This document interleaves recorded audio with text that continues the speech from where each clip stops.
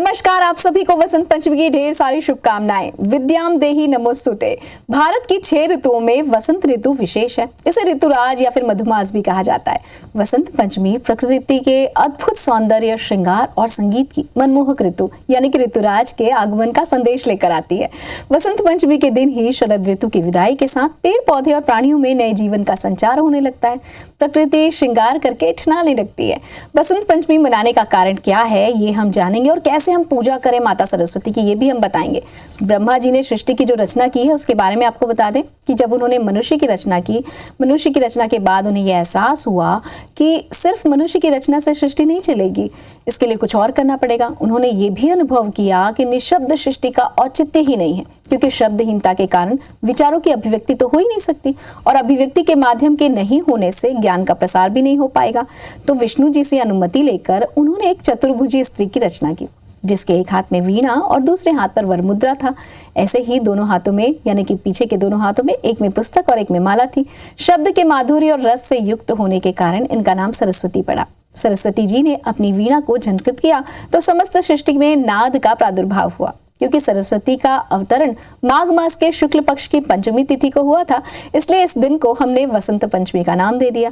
क्योंकि शब्द जहां एक ओर ज्ञान और विचारों के आदान प्रदान का माध्यम थे, तो वहीं दूसरी ओर भावनाओं को अभिव्यक्त करने का एक साधन भी थे, इसलिए ये ज्ञान को समर्पित दिन कहा जाता है। तो अब हम पंडित जी से जानेंगे कि कैसे हम माँ सरस्वती की पूजा कर सकते हैं। तो कैसे हम माँ सरस्वती को प्रसन्न करें, इस पर जानकारी देने के लिए हमारे साथ हैं ज्योतिषाचार्य डॉक्टर दत्तात्रेय होसकरे जी। आपका बहुत बहुत स्वागत। नमस्कार। नमस्कार जी। माँ सरस्वती को बागेश्वरी, भगवती, शारदा, वीणावादिनी और वाग देवी के नामों से जाना जाता है। ये विद्या और बुद्धि की दाता भी हैं। संगीत की उत्पत्ति करने के कारण ये संगीत की देवी भी बनी। तो आपसे हम ये जानना चाहते हैं पंडित जी कि ये जो सरस्वती जी की पूजा हम करते हैं, उनकी महिमा के बारे में हमें कुछ बताएं। जी। मत्स्य पुराण, ब्रह्म वैवर्त पुराण, मार्कंडेय पुराण, स्कंद पुराण, विष्णु धर्मोत्तर पुराण और अन्य जो ग्रंथ हैं, उनमें माँ सरस्वती की महिमा का वर्णन बहुत किया गया है। कहा गया है, विद्या समस्तास्तव देवी भेदा स्त्रिय समस्ता सकला जगत्सु। इन धर्म ग्रंथों में देवी सरस्वती के शत्रुपा शारदा, वीणा पाणी, वाग्देवी, भारती, प्रज्ञा पारमिता, वागीश्वरी तथा हंसवाहिनी के नाम से इनको संबोधित किया गया है। दुर्गा सप्तशती में भी यदि आप देखेंगे तो दुर्गा सप्तशती में 13 अध्याय हैं, लेकिन उसमें लक्ष्मी जी और काली जी का वर्णन कम अध्यायों में है। लेकिन 13 अध्याय में से 8 अध्याय जो हैं वो माँ सरस्वती जी को समर्पित है। इसका कारण ये है कि माँ सरस्वती जो हैं वो संप्रेषण की देवी हैं। क्या है, हमारे जितने भी शास्त्र हैं वो श्रुतियां हैं, यानी कि बगैर उनको लिख के नहीं प्रतिपादित किया गया है, उनको सुन के कहा गया है। इस तरह से श्रुतियां होने से जब तक शब्दों के माध्यम से संप्रेषण नहीं होगा, तब तक जो है ज्ञान कैसे फैलेगा। तो इसीलिए सरस्वती जी जो हैं संप्रेषण का माध्यम है, उसकी अधिष्ठात्री देवी हैं, इसीलिए ज्ञान की देवी हैं। तो इसीलिए बहुत महत्वपूर्ण ये हो जाता है कि वसंत पंचमी के दिन जो है विशेष रूप से माँ सरस्वती, माँ शारदा की आराधना करके ज्ञान को विस्तारित किया जाए, ज्ञान को एक दूसरे की बुद्धि में आदान प्रदान किया जाए।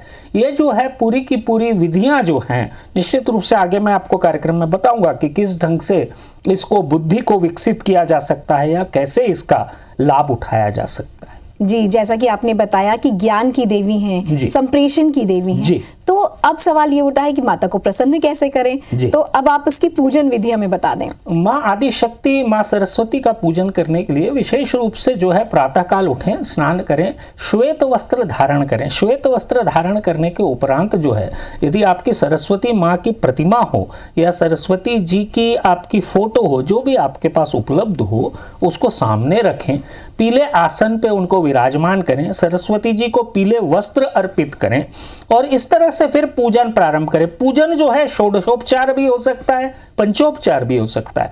जो भी पूजन है वो प्रारंभ करें। सबसे पहले जो है सरस्वती जी की पूजा करने से पहले गणेश जी की पूजा का विधान है।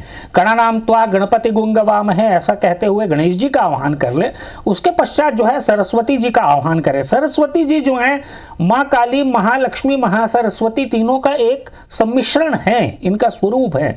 इसलिए जब आप सरस्वती जी का पूजन कर रहे हैं तो काली जी का भी पूजन हो रहा है और लक्ष्मी जी का भी पूजन हो रहा है। इस बात का ध्यान में रखते करते हुए जो है सरस्वती जी का पूजन प्रारंभ करें। स्वस्ति वचन से प्रारंभ होगा, स्वस्ति न इंद्रो वृद्धश्रवाः, ऐसे कहते हुए पूरे के पूरे वातावरण को स्वच्छ कर लें।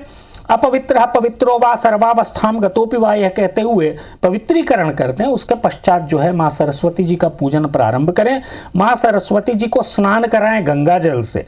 गंगा जल से स्नान कराने के उपरांत दूध से, दही से, शहद से, शक्कर से इत्यादि से स्नान कराने के उपरांत शुद्धोदक स्नान कराएं।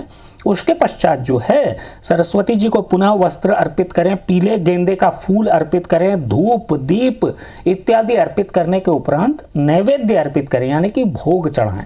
इस तरह से जो है सरस्वती जी का पूजन संपन्न हो जाता है। इसके पश्चात जो है अक्षर अभ्यास इत्यादि जो विविध क्रियाएं होती हैं सरस्वती जी से संबंधित, पठन का कार्यक्रम होता है, सरस्वती कवच होता है उसका पठन होता है, या कुंदेन्दु तुषार हार धवड़ा, या शुभ्र वस्त्रान्विता, या वीणा वरदंड मंडित करा, या श्वेत पद्मासना, ऐसे कहते हुए सरस्वती जी का विविध ढंगों से और भी पूजन हो सकता है। पूजन करने के उपरांत जो है जो भी आपके घर के बच्चे हैं उनको अक्षर अभ्यास इत्यादि करवाएं। इस तरह से जो पूजन जो है वो संपन्न हो जाता है। पंडित जी, आपने कहा कि श्वेत वस्त्र पहन के पूजा करनी है। सौभाग्यवती स्त्रियों को भी क्या श्वेत वस्त्र पहनना है या फिर वो पीले रंग के वस्त्र पहनेंगे? जी, प्रश्न बहुत श्रेष्ठ है। देखिए, मैं आपको बताऊं, यदि सौभाग्यवती स्त्रियां हैं तो वो हल्के पीले रंग का वस्त्र पहने, और श्वेत यदि उसमें कुछ डिजाइनिंग हो तो वो और भी अच्छा रहेगा। इस ढंग से यदि पीले, हल्के पीले इस ढंग का वस्त्र यदि सुहागिन स्त्रियां पहन के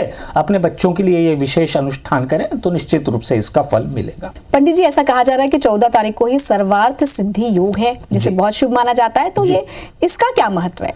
जी देखिए, हमारे पंचांग के अनुसार जो विविध ग्रह जो अपनी युति बनाते हैं उसके कारण योगों का निर्माण होता है। तो विशेष रूप से इस दिन जो है शुभ योग है, सर्वार्थ सिद्धि योग है, अमृत सिद्धि योग है, इस तरह से विविध योगों का सृजन इस दिन हो गया है। चतुर योग है इस दिन।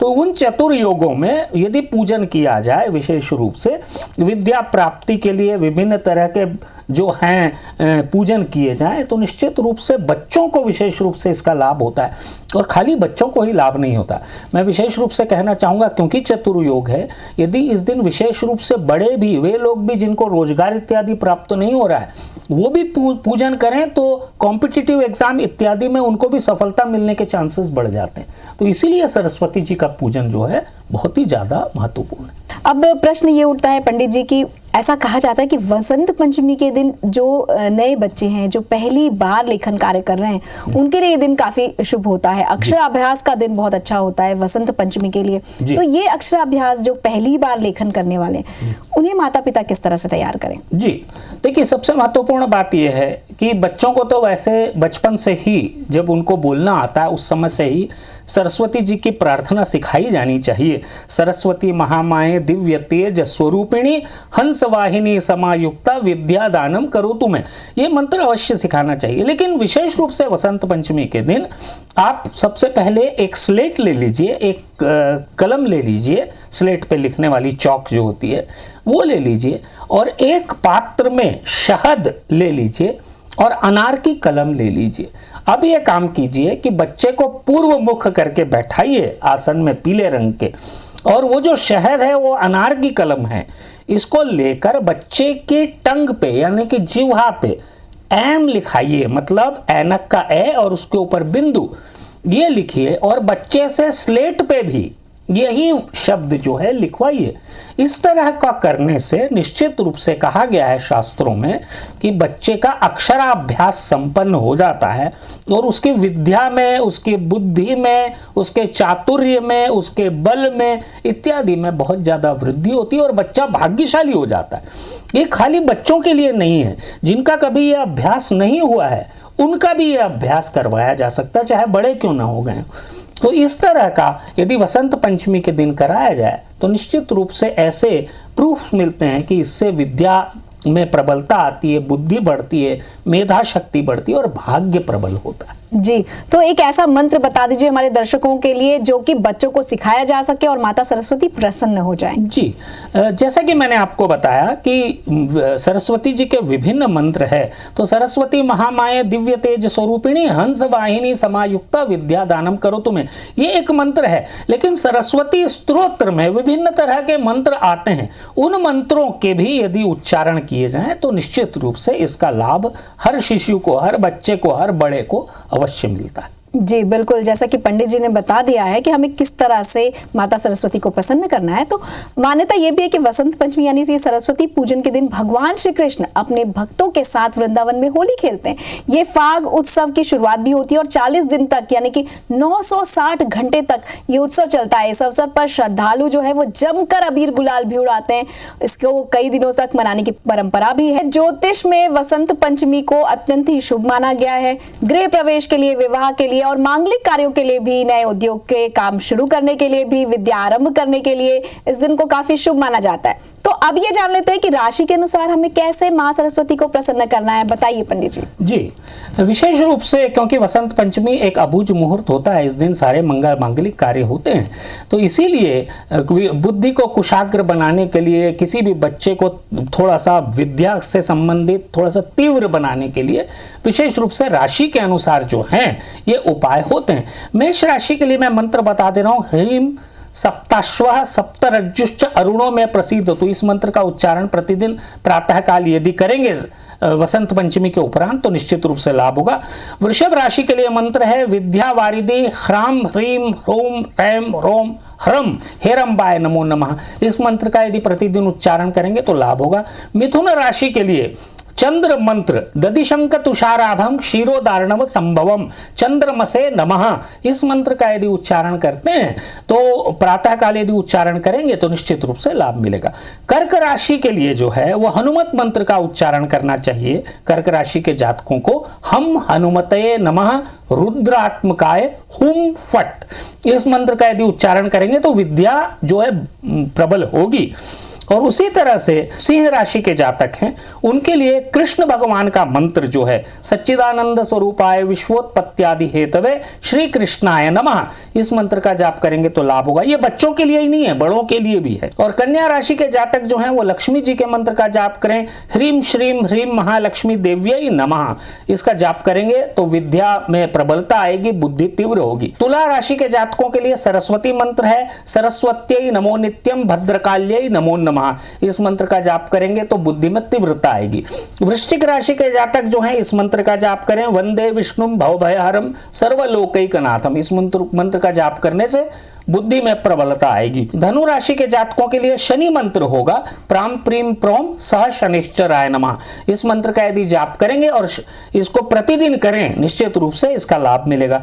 मकर राशि के जातकों के लिए है दुर्गा जी का महामंत्र बुद्धि की प्रबलता के लिए, वो है महारात्रि महाविद्या नारायणी नमोस्तुते, इस मंत्र का जाप करने से बुद्धि में तीव्रता प्रबलता आएगी और भाग्य भी अच्छा होगा। कुंभ राशि के जातकों के लिए गणेश मंत्र है सर्व विद्या प्रदायिने शूर्पकर्णाय गजाननाय नमः, इस मंत्र का यदि जाप करते हैं तो निश्चित रूप से अच्छा रहेगा। संध्या काल में करें तो और ज्यादा लाभ मिलेगा। मीन राशि के जातकों के लिए है शिव जी का मंत्र वेदांत वेद्यम विभुम शिव शंकराय नमः, इस मंत्र का जाप प्रतिदिन करें तो विद्या की प्रबलता तीव्रता बुद्धि में और ज्यादा प्रगाढ़ता आएगी। जी पंडित जी, आपने जैसा बताया वैसे ही राशि के अनुरूप हमें मंत्र का जाप करना है, इससे लाभ होगा। वसंत पंचमी के दिन ही होलिका दहन स्थान का पूजन भी चयन किया जाता है और यहीं से पूजा भी होती है। और होली में जलाने की जो लकड़ियां और गोबर के कंडे एकत्र करने की जो शुरुआत होती है वो भी इसी दिन से होती है। और अब इसकी शुरुआत हो जाएगी, होली के गीत हमें सुनाई देंगे। होली के इन गीतों से मादकता तो फैलती ही है, साथ ही उल्लास का जो पराकाष्ठा है उल्लास की वो भी हमें नजर आती है। और हम आशा करते हैं कि ये जो वसंत उत्सव है वो सभी के जीवन में खुशियां लेकर आए। सबसे महत्वपूर्ण बात यह है कि हमारा जो भारतवर्ष है ये उत्सवों का देश है। यहाँ पर हर उत्सव अलग अलग प्रकार का होता है और अलग अलग प्रांतों में अलग अलग ढंग से मनाया जाता है।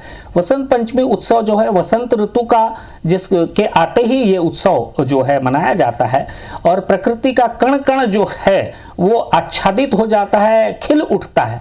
मानव तो क्या पशु पक्षी तक उल्लास से भर भर जाते हैं, क्योंकि मौसम में एक शिथिलता, एक अलग ढंग का उत्साह नजर आता है। इस दिन को विशेष रूप से शिक्षाविद जो होते हैं, शिक्षा की जो प्राप्ति कर रहे होते हैं, उनके लिए बहुत महत्वपूर्ण होता है और ज्ञानवान होने के लिए इस दिन प्रार्थना की जाती है।